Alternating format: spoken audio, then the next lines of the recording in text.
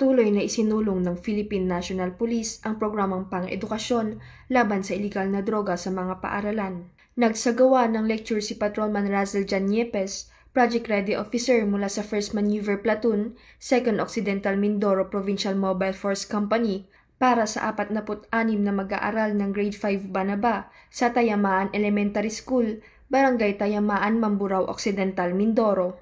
Tinalakay sa nasabing lecture ang Lesson 2, pagsunod sa batas at pagsasaalang-alang sa mga bunga ng desisyon na nakatuon sa pagpapalakas ng kakayahan ng mga kabataan upang tumanggi sa pamimilit at tukso na gumamit ng ipinagbabawal na gamot sa pamamagitan ng matatag na pagsasabi ng no o hindi. Layunin ng aktibidad na bigyang kaalaman ang mga kabataan hingil sa iba't ibang uri ng pressure, matukoy ang mga pinagmumulan nito at maipamalas ang mga natutunang aral sa kanilang pang-araw-araw na pamumuhay.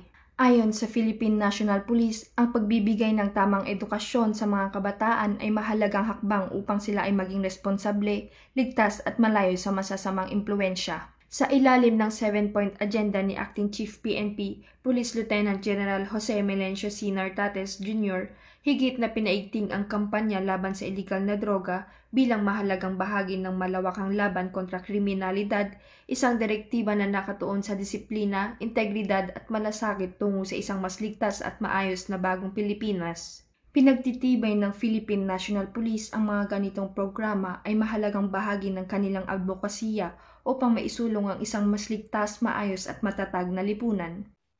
Mula dito sa Calapan City, Oriental, Mindoro, ako po ang inyong Police News Network Correspondent, Patrolwoman Abigail B. Dato, alagad ng batas, tagataguyod ng Balitang Pulis.